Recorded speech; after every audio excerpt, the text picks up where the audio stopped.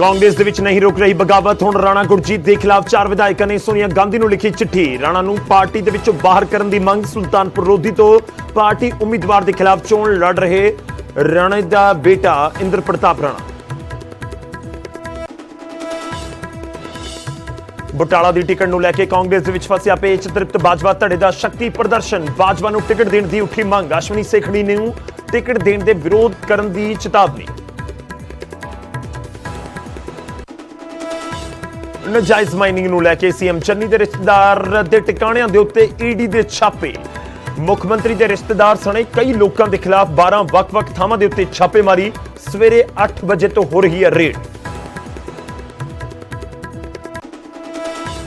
ED ਦੀ ਕਾਰਵਾਈ ਤੇ ਕਾਂਗਰਸ ਨੇ ਘੇਰੀ ਕੇਂਦਰ ਸਰਕਾਰ। ਕਿਹਾ ਦਬਾਅ ਪਾਉਣ ਦੀ ਕੋਸ਼ਿਸ਼ ਕਰ ਰਹੀ ਹੈ ਬੀਜੇਪੀ। ਸੁਰਜੇਵਾਲਾ ਬੋਲੇ ਦਲਿਤ ਸੀਐਮ ਹੋਣ ਕਰਕੇ ਬਣਾਇਆ ਜਾ ਰਿਹਾ ਨਿਸ਼ਾਨਾ। ਤਾਂ ਸੀਐਮ ਚੰਨੀ ਨੇ ਭਰਿਆ ਦਮ। ਕਿਹਾ ਸੂਬੇ ਦੇ ਲਈ ਹਰ ਪਰੇਸ਼ਾਨੀ ਝੱਲਣ ਨੂੰ ਤਿਆਰ।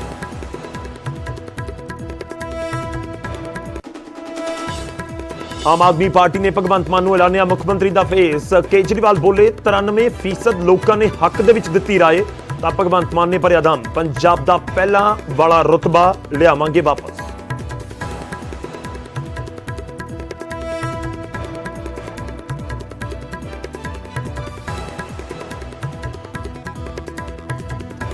ਸਤਿ ਸ਼੍ਰੀ ਅਕਾਲ, ਸਵਾਗਤ ਹੈ। ਗੌਰਵ ਸ਼ੁਕਲਾ ਮੈਂ ਹਾਂ ਤੁਹਾਡੇ ਨਾਲ। ਸਿੱਧਾ ਲੈ ਕੇ ਚੱਲਦੇ ਹਾਂ। ਸਾਬਕਾ ਫੌਜ ਮੁਖੀ ਜਨਰਲ ਜੇ ਸਿੰਘ ਬੀਜੇਪੀ ਵਿੱਚ ਸ਼ਾਮਲ ਹੋ ਰਹੇ ਨੇ। ਅਸੀਂ ਦੇਖਦੇ ਹਾਂ ਕਿ ਪੰਜਾਬ ਦੇ ਅੰਦਰ ਅੱਜ ਅਸੁਰੱਖਿਆ ਦੀ ਭਾਵਨਾ ਹੈ। हर व्यक्ति को भी यह लगता है कि मैं सुरक्षित नहीं। और जो घटनाक्रम पिछले दिनों तो पंजाब के अंदर हुए ने, जिस प्रकार बम ब्लास्ट का होना, अटारी के कोल आरडीएक्स का मिलना, ये अनेक प्रकार की पंजाब एक संवेदनशील स्टेट है। और इनू भारतीय जनता पार्टी देश के प्रधानमंत्री नरेंद्र भाई मोदी जी के नेतृत्व च ही सीमा भी सुरक्षित रह सकती है, व्यक्ति भी सुरक्षित रह सकता है, स्टेट भी सुरक्षित रह सकती है। और जब तक सुरक्षा नहीं होगी, अमन नहीं होएगा, शांति नहीं होगी, विकास की कल्पना अधूरी है। विकास नहीं हो सकता। इन्हां सब मुद्दों को लैके ही अज पंजाबी जिहड़ा बीजेपी नाल खड़ा होया।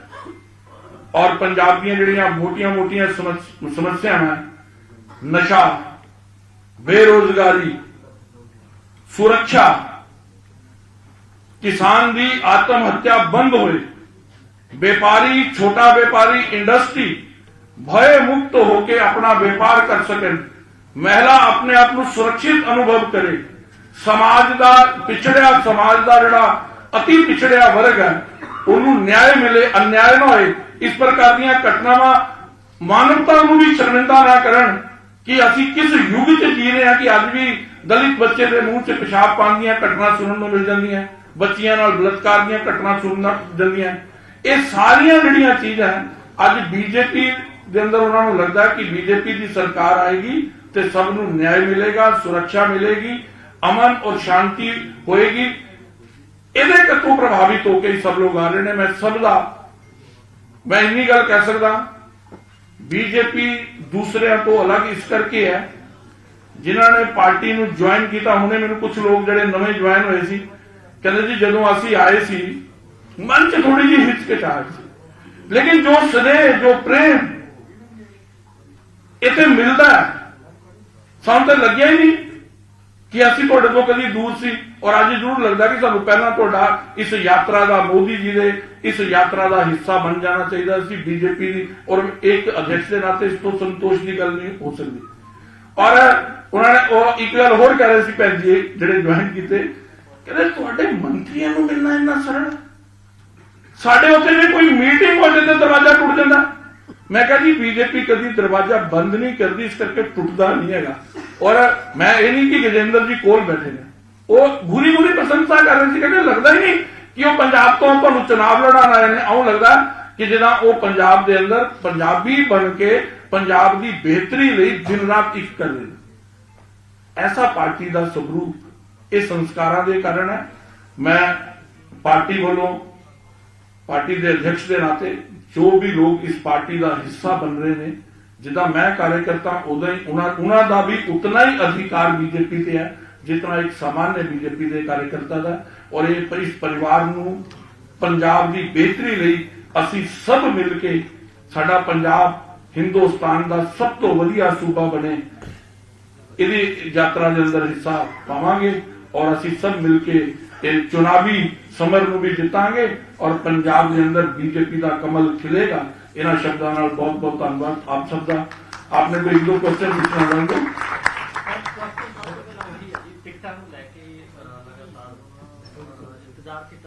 बहुत जल्दी इंतजार खत्म होने वाला नहीं समा तो हम कल पार्लियामेंट्री बोर्ड की मीटिंग है। भारतीय जनता पार्टी में पार्लियामेंट्री बोर्ड सुप्रीम अथॉरिटी होता है, वही इस चीजों का निर्णय करता है। कुछ पार्टियां ऐसी हैं जिन्होंने अमृतसर की टिकट जो है वो फजलका में अनाउंस कर दी थी। इसलिए कल मीटिंग है, कल तक इंतजार करिए। जैसे मीटिंग खत्म होगी उसके बाद में मुझे लगता है कि शीघ्र आपको शुभ समाचार मिलेंगे।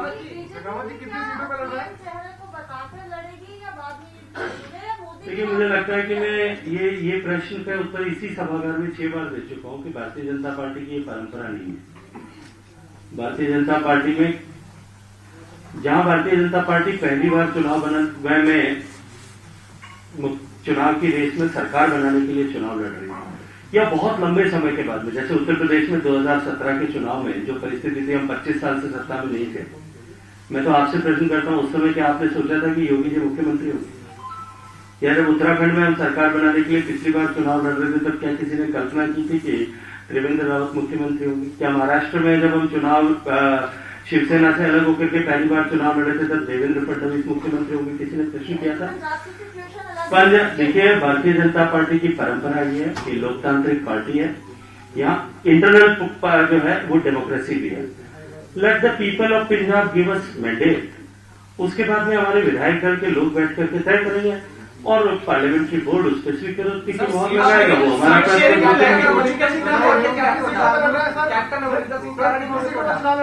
ठीक है, मैंने कहा कि एक बार परिणाम आ जाने दीजिए, मुझे लगता है उसके बाद में इन विषयों पर विचार करेंगे। थ्योरी जो प्रिंसिपल है भारतीय जनता पार्टी का वो मैंने आपको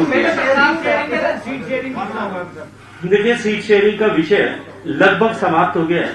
और जैसा मैंने कहा, कल पार्लियामेंट्री बोर्ड की मीटिंग, एक बार पार्लियामेंट्री बोर्ड को उस पर मुहर लगाने दीजिए, उसके बाद आप सबके सामने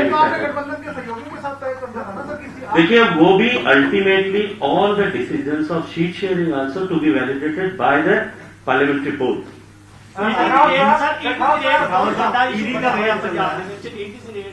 मुख्यमंत्री चंदी के रिश्तेदारों के घर भी हुई है, तो इल्जाम से लग रहा है कि इलेक्शन के मद्देनजर मुझे लगता है कि ऐसे सारे विषयों, देखिए हम सब जानते हैं कि भ्रष्टाचार के विरुद्ध 0 टॉलरेंस की नीति भारतीय जनता पार्टी की और माननीय प्रधानमंत्री जी के प्रारंभ से रही है। भ्रष्टाचार के विरुद्ध होने वाली हर कार्रवाई को या राष्ट्रीय सुरक्षा को लेकर के होने वाली हर एक कार्रवाई को इसी तरह से राजनीति का रंग देने का प्रयास कांग्रेस पार्टी के लोग हमेशा से करते रहे हैं। आप सबको बहुत सारे उदाहरण में दे सकता हूं, लेकिन समय की सीमितता है और हर एक बार ही उन ऐसे सारे कामों में अंततः जाकर के फिर कांग्रेस पार्टी को या अपोजिशन को फिर मुंह छुपाने की जगह नहीं मिलती। मुझे लगता है एजेंसी को स्वतंत्र रूप से अपना काम करने देना।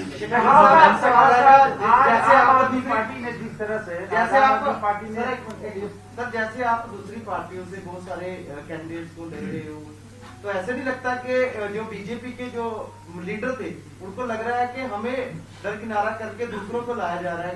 आपको लगता है कि 2-4 साल बाद ये पहचानना औखा हो जाएगा कि बीजेपी वाला कौन है और दूसरी पार्टी का वो कौन है? आपने कभी गंगा नदी को देखा नहीं?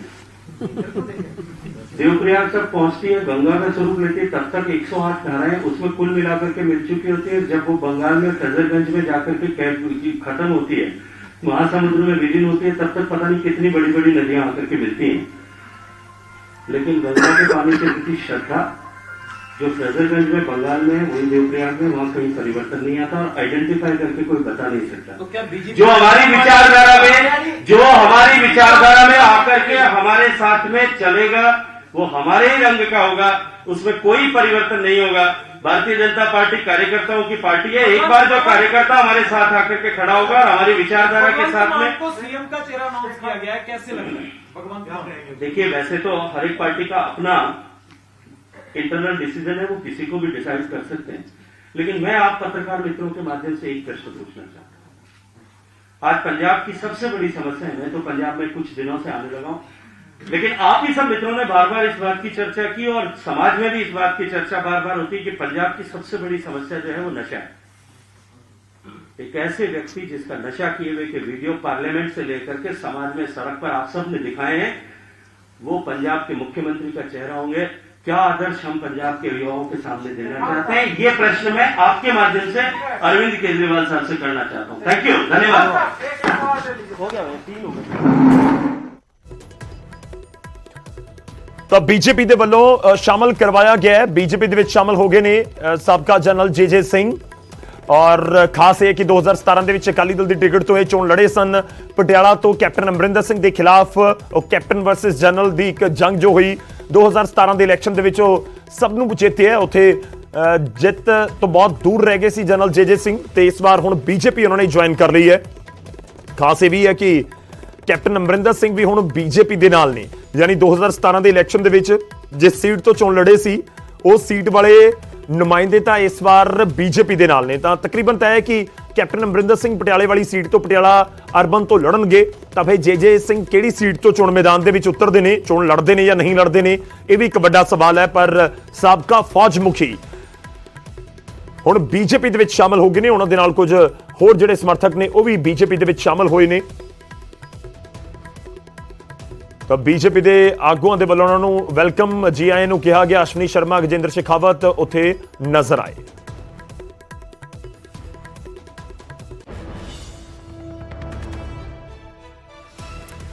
ਹੁਣ ਅੱਗੇ ਵਧਦੇ ਹਾਂ, ਅਗਲੀ ਖਬਰ ਦਾ ਰੁਖ ਕਰਦੇ ਹਾਂ ਤੇ ਗੱਲ ਹੋਵੇਗੀ ਕਾਂਗਰਸ ਦੀ। ਕਾਂਗਰਸ ਦੇ ਅੰਦਰ ਆਲ ਇਜ਼ ਵੈਲ ਨਜ਼ਰ ਨਹੀਂ ਆ ਰਿਹਾ।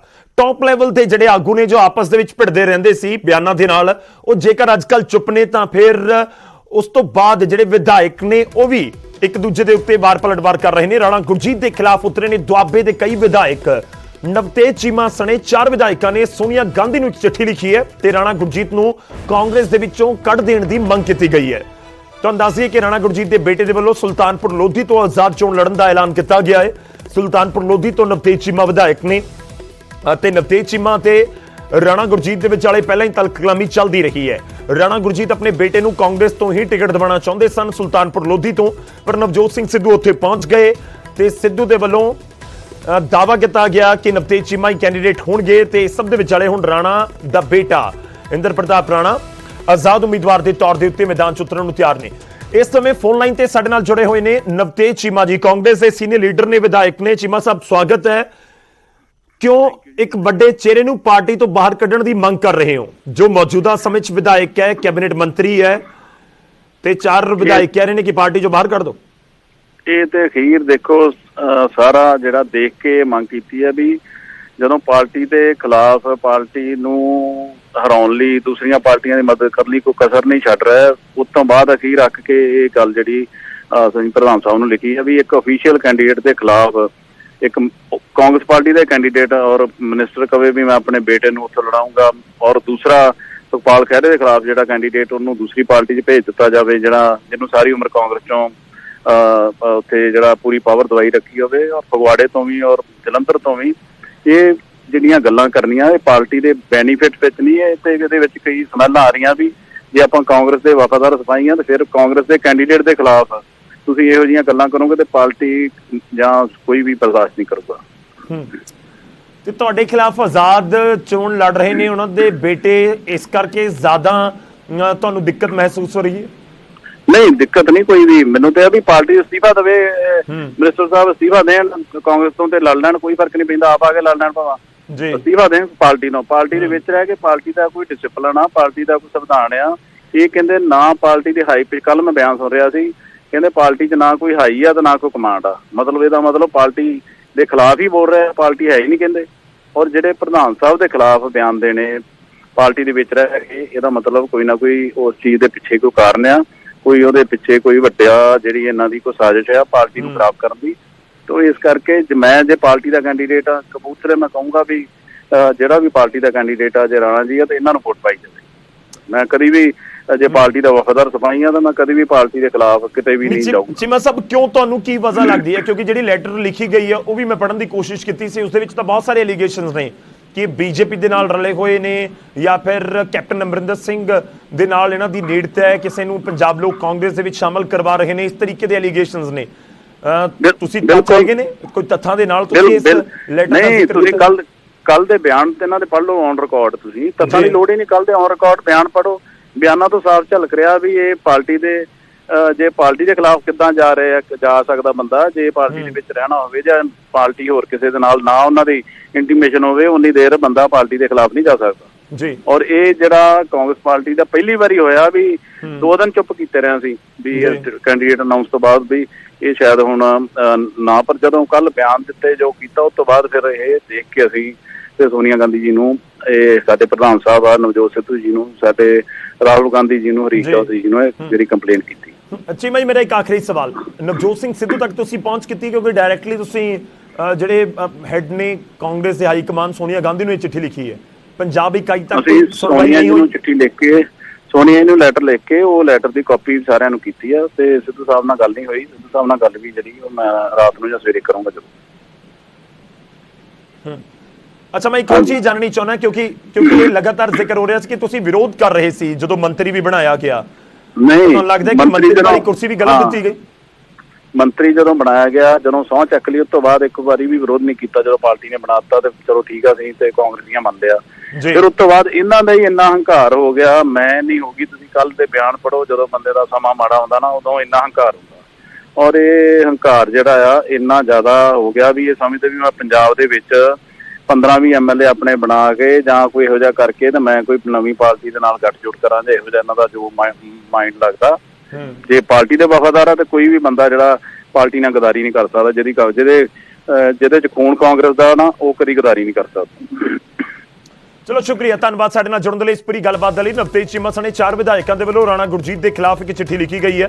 ਅਸੀਂ ਕੋਸ਼ਿਸ਼ ਕੀਤੀ ਹੈ ਕਿ ਰਾਣਾ ਗੁਰਜੀਤ ਹੋਰਾਂ ਦੇ ਨਾਲ ਵੀ ਗੱਲਬਾਤ ਕਰ ਸਕੀਏ ਕਿ ਇਸ ਪੂਰੇ ਮਾਮਲੇ ਦੇ ਉੱਤੇ ਉਹਨਾਂ ਦਾ ਕੀ ਪ੍ਰਤੀਕਰਮ ਹੈ। ਫਿਲਹਾਲ ਉਹਨਾਂ ਦੇ ਨਾਲ ਗੱਲਬਾਤ ਨਹੀਂ ਹੋ ਸਕੀ, ਪਰ ਕਾਂਗਰਸ ਦੇ ਵਿੱਚ ਬਗਾਵਤ ਤਾਂ ਸਾਫ਼ ਤੌਰ ਤੇ ਨਜ਼ਰ ਆ ਰਹੀ ਹੈ। ਸੁਲਤਾਨਪੁਰ ਲੋਧੀ ਤੋਂ ਰਾਣਾ ਦਾ ਬੇਟਾ ਚੋਣ ਮੈਦਾਨ ਦੇ ਵਿੱਚ ਉਤਰ ਰਿਹਾ ਹੈ ਤੇ ਉਸ ਨੂੰ ਲੈ ਕੇ ਵੀ ਤੰਜ ਕੱਸੇ ਜਾ ਰਹੇ ਨੇ ਤੇ ਕਿਹਾ ਜਾ ਰਿਹਾ ਕਿ ਪਾਰਟੀ ਛੱਡ ਕੇ ਚੋਣ ਲੜੋ ਤੇ ਤੁਸੀਂ ਪਾਰਟੀ ਦੇ ਵਿੱਚ ਰਹਿ ਕੇ ਪਾਰਟੀ ਦੇ ਖਿਲਾਫ ਚੋਣ ਨਹੀਂ ਲੜ ਸਕਦੇ। ਤੁਹਾਨੂੰ ਸੁਣਵਾਉਂਦੇ ਆ ਜਿਹੜੇ ਬਿਆਨਾਂ ਨੂੰ ਲੈ ਕੇ ਵੀ ਨਵਤੇਜ ਚੀਮਾ ਸਵਾਲ ਚੁੱਕ ਰਹੇ ਸਨ। ਰਾਣਾ ਗੁਰਜੀਤ ਅਤੇ ਉਹਨਾਂ ਦੇ ਬੇਟੇ ਦੇ ਵੱਲੋਂ ਜੋ ਬਿਆਨ ਦਿੱਤੇ ਗਏ ਨੇ ਉਹ ਤੁਹਾਨੂੰ ਬਿਆਨ ਵੀ ਸੁਣਵਾ ਦੇਣਗੇ।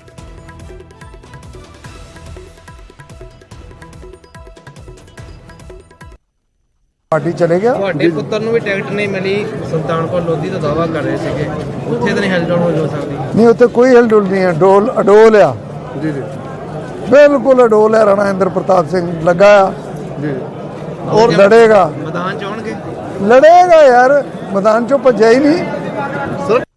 ਜਦੋਂ ਦਾ ਮੈਂ ਇੱਥੇ ਆਇਆ ਸੁਲਤਾਨਪੁਰ ਦੇ ਵਿੱਚ, ਲੋਕਾਂ ਨਾਲ ਇੱਕ ਵਾਅਦਾ ਕੀਤਾ ਸੀ ਕਿ ਜਿਹੜਾ ਇਹ ਜ਼ੁਲਮ ਹੈ ਹਟਾ ਕੇ ਸਾਹ ਲਊਂਗਾ, ਤੇ ਲੋਕਾਂ ਨੂੰ ਪਹਿਲੇ ਦਿਨ ਤੋਂ ਕਿਹਾ ਸੀ ਕਿ ਇਲੈਕਸ਼ਨ ਲੜਨੀ ਆ ਤੇ ਚਾਹੇ ਟਿਕਟ ਤੇ ਚਾਹੇ ਆਜ਼ਾਦ, ਤੇ ਟਿਕਟ ਦਾ ਫੈਸਲਾ ਕਾਂਗਰਸ ਪਾਰਟੀ ਨੇ ਕਰਤਾ। ਤੇ ਹੁਣ ਮੈਂ ਸੁਲਤਾਨਪੁਰ ਦੇ ਲੋਕਾਂ ਨਾਲ ਖੜਾ। ਕਾਂਗਰਸ ਮਰਦੀ ਨਹੀਂ ਵੇਖ ਸਕਦਾ, ਕਾਂਗਰਸ ਨੂੰ ਬਚਾਉਣਾ ਤੇ ਇਲੈਕਸ਼ਨ ਲੜਨੀ ਆ। ਜਿਹੜੀ ਇਲੈਕਸ਼ਨ ਤੁਸੀਂ ਲੜਨ ਜਾ ਰਹੇ ਹੋ, ਕੈਪਟਨ ਦੀ ਪਾਰਟੀ ਵੱਲੋਂ ਵੀ ਹੋ ਸਕਦਾ ਜਾਂ ਆਜ਼ਾਦ ਹੀ ਲੜਦੀ? ਸਿਰਫ ਤੇ ਸਿਰਫ ਆਜ਼ਾਦ, ਕਿਸੇ ਪਾਰਟੀ ਵੱਲੋਂ ਨਹੀਂ। ਤਾਂ ਇਹ ਰਾਣਾ ਗੁਰਜੀਤ ਦੇ ਬੇਟੇ ਨੇ ਜਿਨ੍ਹਾਂ ਦੇ ਵੱਲੋਂ ਦਾਅਵਾ ਕੀਤਾ ਜਾ ਰਿਹਾ ਕਿ ਮੈਂ ਇਲੈਕਸ਼ਨ ਲੜਾਂਗਾ ਆਜ਼ਾਦ ਉਮੀਦਵਾਰ ਦੇ ਤੌਰ ਦੇ ਉੱਤੇ, ਕੋਈ ਪਾਰਟੀ ਜੁਆਇਨ ਨਹੀਂ ਕਰਾਂਗਾ। ਪਰ ਦੂਜੇ ਪਾਸੇ ਜਿਹੜੇ ਕਾਂਗਰਸ ਦੇ ਵਿਧਾਇਕ ਨੇ, ਖਾਸ ਤੌਰ ਤੇ ਸੁਲਤਾਨਪੁਰ ਲੋਧੀ ਤੋਂ ਨਵਤੇਜ ਚੀਮਾ, ਉਹਨਾਂ ਦੇ ਵੱਲੋਂ ਰਾਣਾ ਗੁਰਜੀਤ ਦੇ ਖਿਲਾਫ ਮੋਰਚਾ ਖੋਲ ਦਿੱਤਾ ਗਿਆ ਹੈ। ਛੋਟੇ ਜਿਹੇ ਬ੍ਰੇਕ ਲਈ ਰੁਕ ਰਹੇ ਹਾਂ, ਵਾਪਸ ਆਵਾਂਗੇ ਕੁਝ ਹੋਰ ਖਬਰਾਂ ਦੇ ਨਾਲ।